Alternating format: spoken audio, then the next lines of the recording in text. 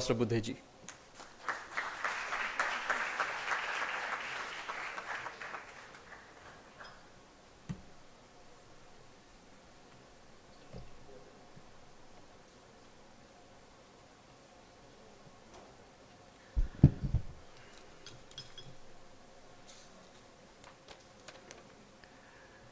The Pro Vice Chancellor of this very prestigious institution, Dr. Narayan Sabhahit, my very good friend and member of the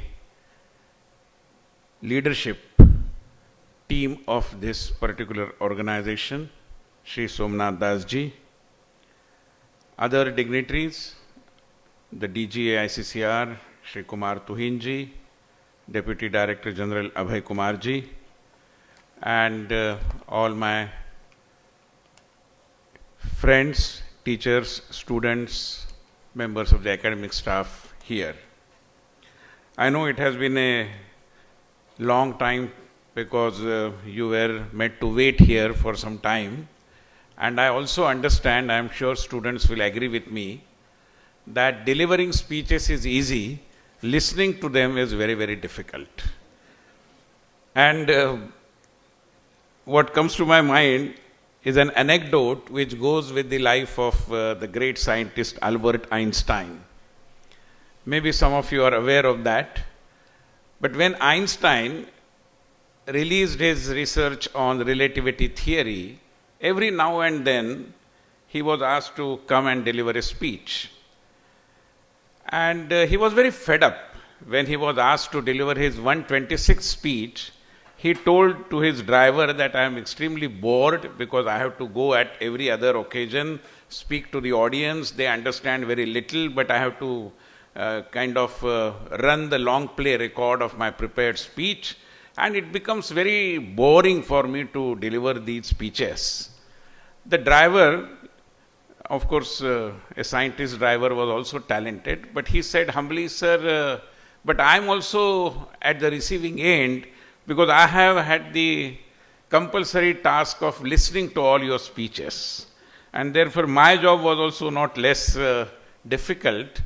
But happily, I have by-hearted your entire speech, having heard them for 125 times.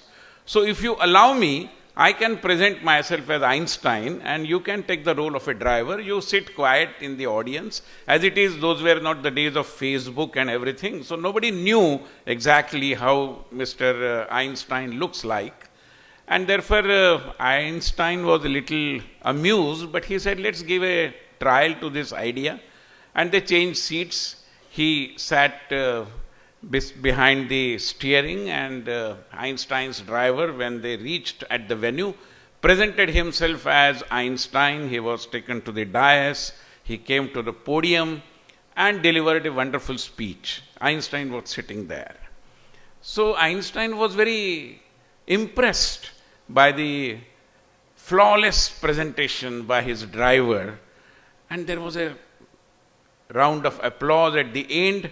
He again took his seat on the dais, and the compeer, the master of ceremony, came and he said, what a wonderful speech.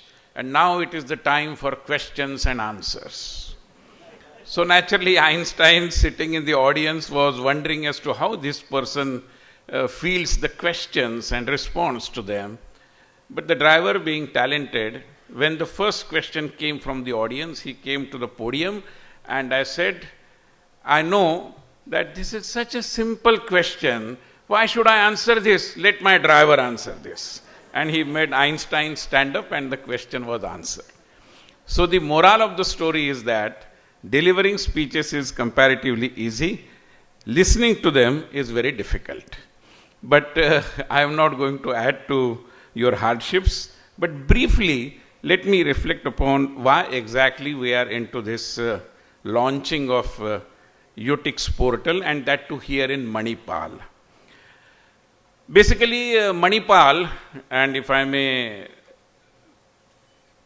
say it on the basis of my memory, I believe Manipal is the first Indian institution which went places, which went abroad. And therefore, in a way, Manipal created a history by opening campuses in several countries abroad.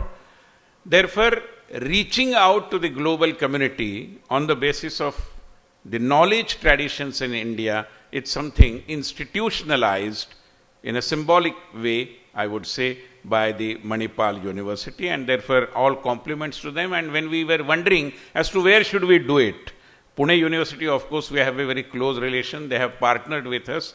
But Pune people knew about ICCR and these initiatives, so we wanted to go to some new place, and therefore we requested Somnath ji and the other members of the leadership team, and they willingly accepted. So let me at the outset thank and express my deep sense of gratitude towards the Manipal Academy of Higher Education.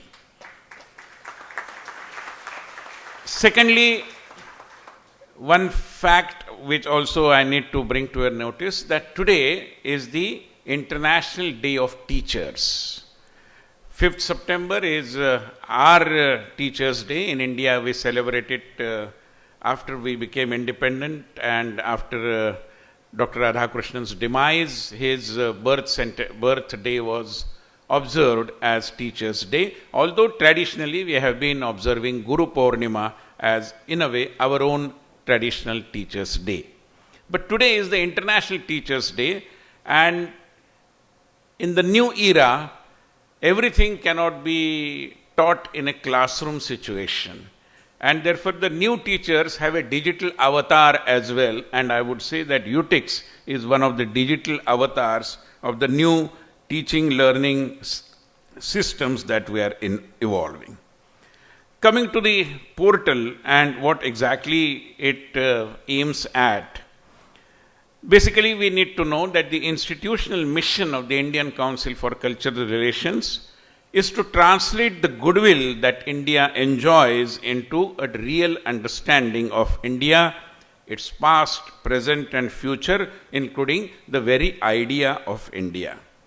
And the objective behind this initiative is disseminating preliminary knowledge and evoke further curiosity, motivate foreign-based or foreign students to dwell deep into the ocean of Indian knowledge systems, and thirdly, do away with misperceptions about India, which is not a less severe challenge. Indeed, India is the only ancient civilization where knowledge was deified, with the honor going to Saraswati. Other cultures also have pantheons did often include knowledge, but only as a peripheral attribute, unlike what we have in India. A sea of evidences of our knowledge worship comes from estimates of the number of manuscripts available in Indian libraries, repositories or private collections. They run into millions, with the US scholar David Pingree once reaching an educated guess of 30 million manuscripts that we have. This figure is but a tiny fraction of the mass of production over the last 3 millenniums, since numerous texts disappeared owing to either destruction or the vagaries of time, neglect or obsolescence. And we know how the library at Nalanda was destroyed by the invaders. A tiny fraction again of this figure has been published, and a much tinier fraction, friends, translated into some other language.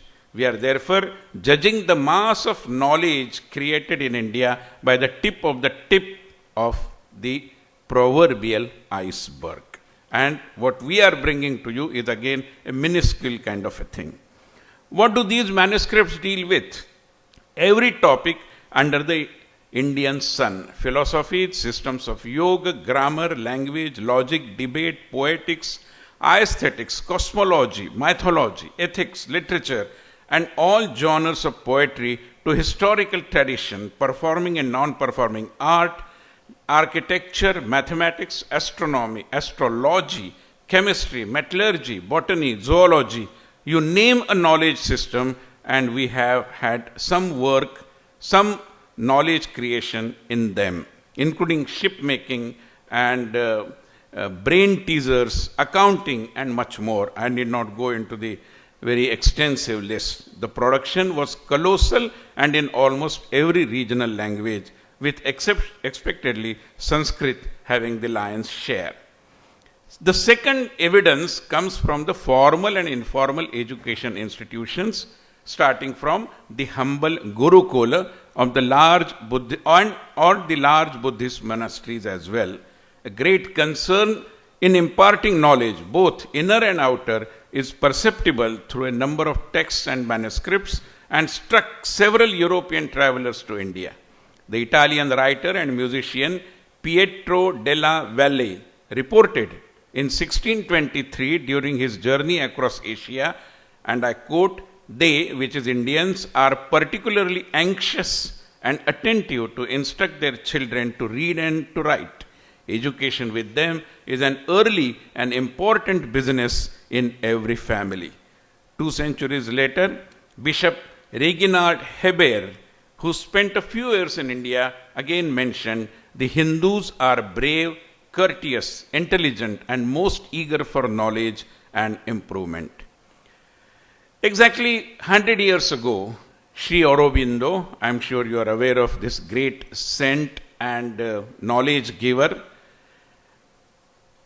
Aurobindo wrote, "When we look at the past of India, what strikes us is her stupendous vitality, her inexhaustible power of life and joy of life, her almost unimaginably prolific creativeness. For 3,000 years at least, it is indeed much longer, she has been creating abundantly and incessantly, lavishly, with an exhaustible many-sidedness, republics and kingdoms and empires, philosophies and cosmogonies and sciences and creeds and arts and poems and all kinds of monuments, palaces and temples and public works, communities and societies and religious orders, laws and codes and rituals, physical sciences, psychic sciences, systems of yoga, systems of politics and administration, arts, spiritual, trade, industries, fine crafts, and lastly,